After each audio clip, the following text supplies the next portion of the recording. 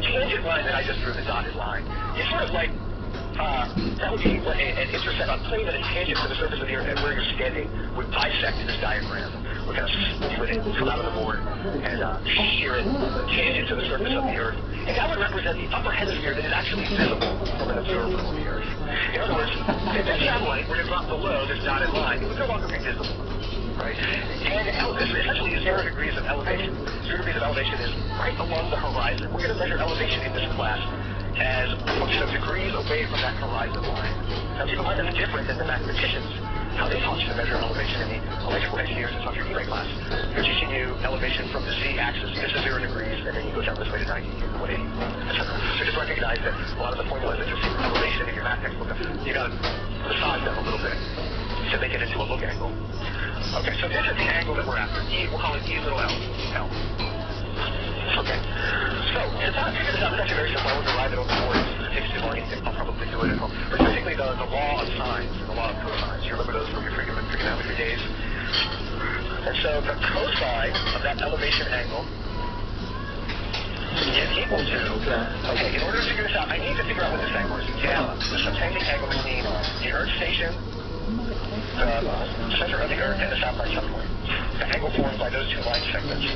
And if I have that, then I take the sine of that gamma, and I divide it by the square root of 1 plus RE over RS squared minus 2RE over RS cosine of gamma. So if I know this angle, I know the radius of the Earth and the radius of my satellite, I have a good shape. I can actually calculate the elevation angle integrate for just taking the arc cosine. Now, this is just a general formula. If you want to do this calculation on another planet, you want to figure out what the elevation is of Mars, you just put the radius of Mars here and use the radius of the centroid of Mars as our sentence. It's a generic mathematical formula that will work for anything. But it is in 2 dimensions. Now, we're going to use this for our 3-dimensional formula. Your dimensional formula is basically just going to add another step. You find every 3-dimensional problem, if you slice it right, it's a 2-dimensional problem.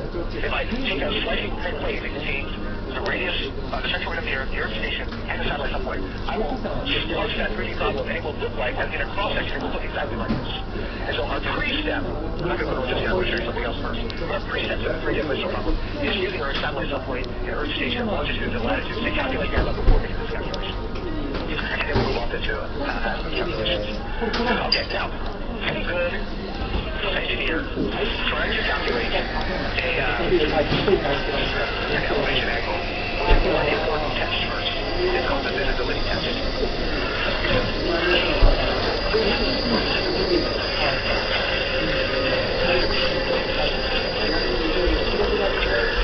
Calculate gamma, and if gamma is less than or equal to the arc cosine of RE over RS, then the elevation angle is visible. It does not drop below the horizons. So this isn't the final ultimate test of visibility, because there are a lot of other factors that play into visibility. Mountains could get in the way, buildings and trees could get in the way, and structures. Your spacecraft could be optically visible or the line of sight visible in terms if you ray trace the path, fly down on the horizon and making too much atmospheric attenuation in your signal to actually see the satellite, which would otherwise be waterborne overhead. So it is really just a geometrical visibility test. If I lived on a flat earth out in the desert, is my satellite going to be above or below the horizon? If it's below the horizon, it doesn't matter how many mountains or what terrain you have, it's not going to be visible. And this is a good test to do, especially when you write code for your homework. Because students are going to get in trouble a lot of times with these assignments because they start getting nonsensical answers. So for example, they'll graph elevation and azimuth. In this case, elevation goes from 0 to 90 degrees, 90 degrees straight over to 0 somewhere on the horizon. And azimuth is 0 to 360 degrees somewhere along here. And they'll give you a plot of a sky track of the satellite where it's evolving over time in the sky where you have to take your dish and track it around. And sometimes you'll see some crazy things like this. The satellite will do this.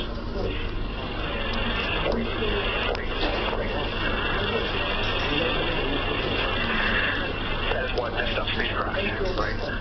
It would appear that this spacecraft is exerting a tremendous amount of station fuel at points like this, where it just decides to completely change directions for no reason. And again, over here. And what's actually happening is that they're using this formula over here, and you're getting the nonsense result because the visibility is dropped below the horizon. and they're getting that lab interpreting imaginary numbers on this graph, or creating things. And so, in reality, what this is probably doing is the actual SkyTrack is something like this. And if you put like a conditional statement for visibility in there, you'll get rid of all these points, which are actually somewhere below the horizon, giving nonsense results. So, yeah, always be wary when you're showing code on SkyTrack that's just like something bounce for no reason. Think about that. It takes a tremendous amount of rocket fuel to something reverse like that. It's okay if there's like a little hook there.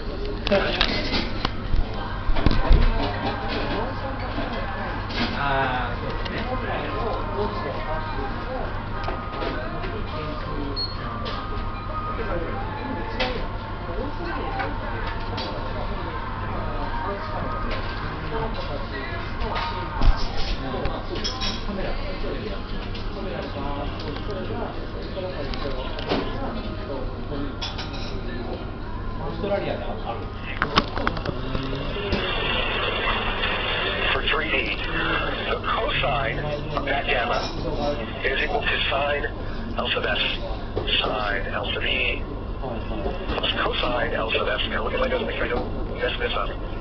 Too dangerous to do it from memory. This is too important of a formula. And there we have it. Now, what are the LS's and the LE's? Capital LS is the latitude of the satellite subpoint. Little ls is the longitude.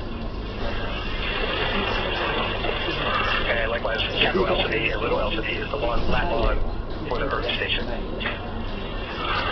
And so if you plug your latitude and longitude for satellite subpoint and Earth station in here, take the arc cosine of that, you'll get the gamma that we used in our original two-dimensional problem.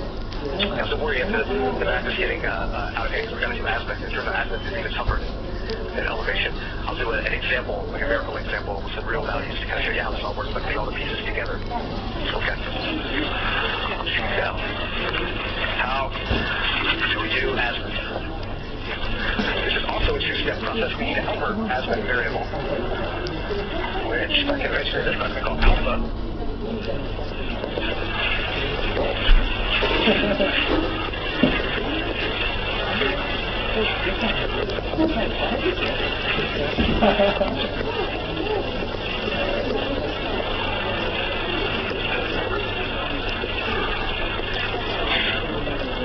And alpha in this case is the arc sine of the sine of your longitude of your station minus the longitude of your satellite subpoint. Take the absolute value, then the sine, multiply that by the cosine of the latitude of your satellite subpoint divided by the sine of your gamma. So you really need to calculate elevation first because we use that helper variable in this formula to simplify it. And you're not done yet. This gives you a number that kind of describes alpha, but you'll need to make some adjustments because of the ambiguity in 360 degrees in trying to make this calculation. First of all, when we measure alpha, what are we measuring? When we measure azimuth, what are we measuring? We're measuring the angle that you steer something along the horizon perpendicular to elevation in order to sighting your antenna. Where do we measure it from? Well, again, here's a case where we differ from mathematicians and engineers. We use the cartographer's convention for alpha azimuth, and that's where north is 0 degrees, and east here is 90 degrees. So we are increasing in azimuth clockwise, looking down from above. So on your north, south, east, west. This is 0 degrees, increasing azimuth increases in this direction clockwise. This is 360 degrees where it repeats over here. That's what's very different than the Cartesian coordinate system where we usually take this x-axis to be 0 and then we measure the angle of azimuth counterclockwise in that direction. Why that convention happens, I don't know. That's usually what cartographers and geography people do. And so we point the dish with that type of terminology. Yes.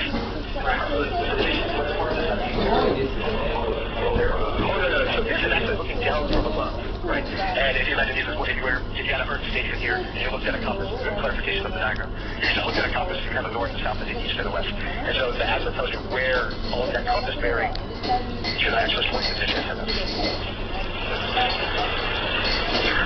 So we need to make some correction factors to get the actual azimuth.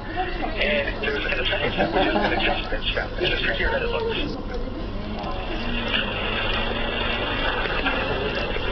So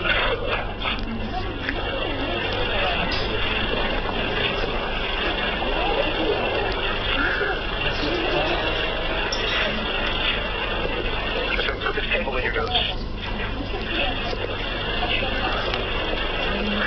The SSP satellite subpoint is southwest of the Earth station. In other words, if I go to this diagram over here, this is my Earth station. I'm standing over the board. I'm looking down at somebody standing on the board, or just mounted on the surface of the Earth like this. Southwest would mean that my satellite subpoint is somewhere in this quadrant. And if that's the case, then my actual azimuth is 180 degrees plus the alpha that I calculated at that point.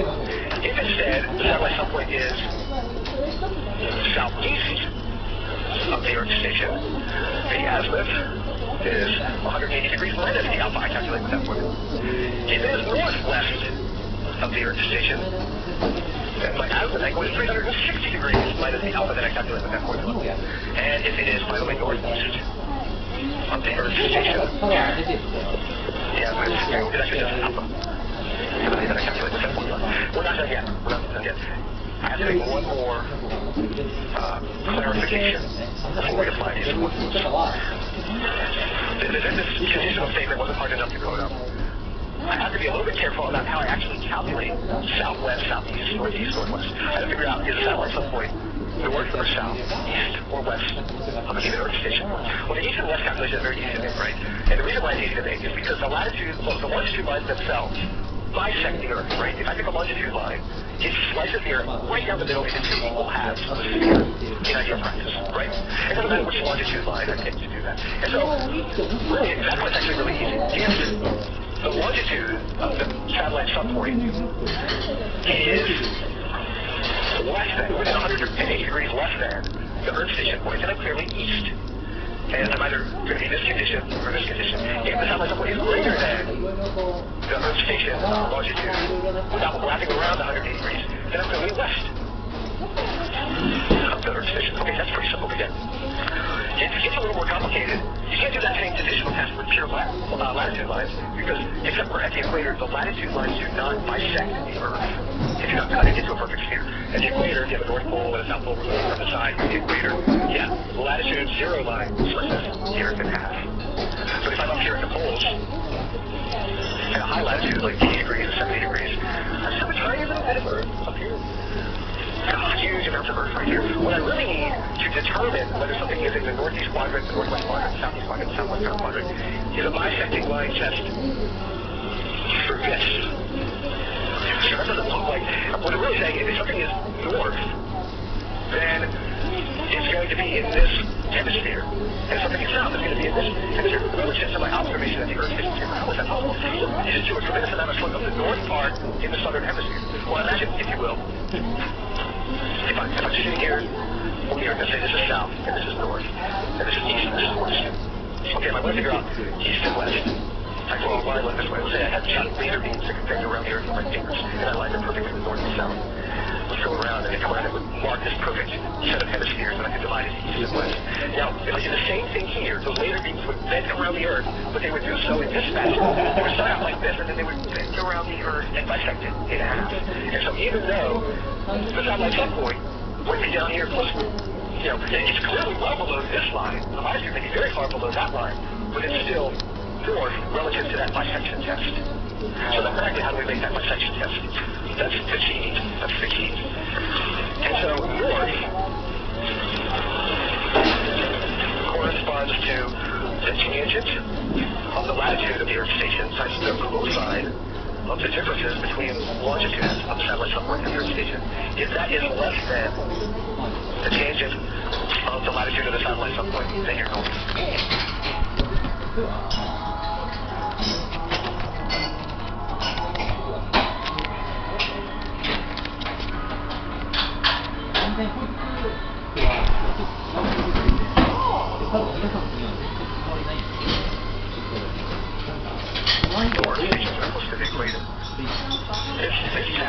This testing of outright latitude lines actually is a pretty good estimate of whether the satellite subpoint is north or south of the Earth station.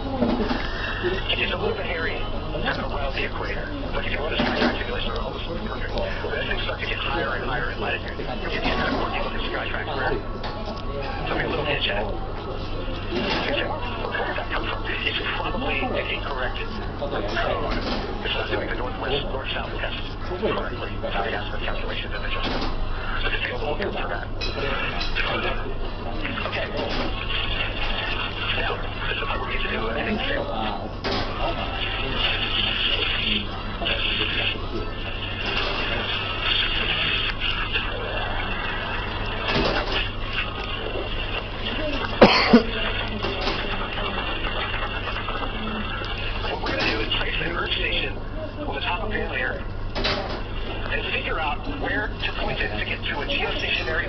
satellite. So here's our formal problem statement.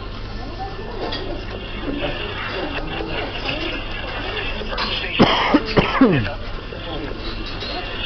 The Rosa Bandelier, which we just said was 33.7758 degrees latitude and negative 84.3973 degrees longitude. We have a geostationary Earth orbit satellite that is hovering synchronous with Sidereus A, so that it never changes its satellite sunport latitude. It's always at negative 105.0 degrees. That's of course 105 degrees less than Greenwich. So, are the look angles, the azimuth and elevation. This satellite, or this Earth station, to dial up with its antenna to point it towards the satellite. Okay. So, first a couple supplemental pieces of information. One easy physical constant, RE, degrees of the Earth, 6,378 kilometers. The RS is the value that we calculated earlier in class. We said this is a geostationary Earth orbit. You know that that's a circular orbit with a magic radius of 42,164 kilometers. And the satellite subpoint is zero because it has to be zero. There can be no inclination for a geostationary Earth orbit satellite. And as we said, it always hovers at 105.0 degree longitude. Fine. So, we got our two latitudes and longitudes. We have the radii. Let's see if we can calculate this. So, step one. I'm going to put the formulas down in the form that I put that I entered in the numbers on the calculator. I'll give you the results. We'll through all the variables detail. You can double check it at home. It'll be a nice template for your own problems, just to verify that your codes are running or that you typed in a formula running Mathematica or MATLAB correctly. Okay. Step one. Calculate gamma. Gamma is equal to the arc cosine sine LS sine LE cosine LS cosine LE. That's the cosine of the difference between the longitude points. And if you do that from the numbers we got there, I've got all my longitudes and latitudes. This turns out to be 38.4 degrees. Remember, that's just the subtending angle that's formed between the center of the Earth station, and satellite subpoint. We still don't have elevation yet. To get that, that's step two. Calculate elevation. EL is equal to the arc cosine, just massaging the formula that I gave you on the previous page to a slightly different form. 1 plus RE over RS, 1 squared minus 2 RE over RS, dot squared, that's cosine of gamma. If I do that, I plug the numbers into that professor calculator where everything is calculated ahead of time. That's my gamma. RE's and RS's come from the problem statement, but what we do infer from the problem statement, that becomes 44.9 degrees. So not 45 degrees.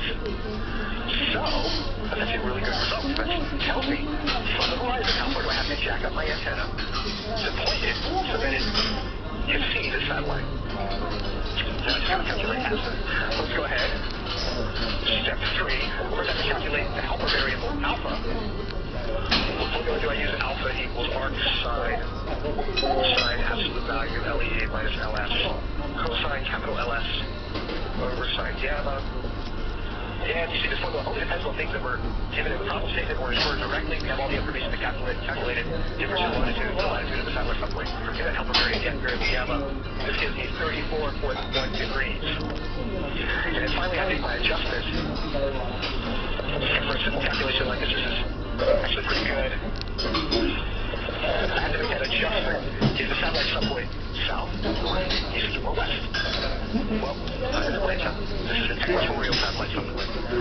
And the 4 is very close to my side of the world because the geostationary Earth orbit satellite serving North America. Right?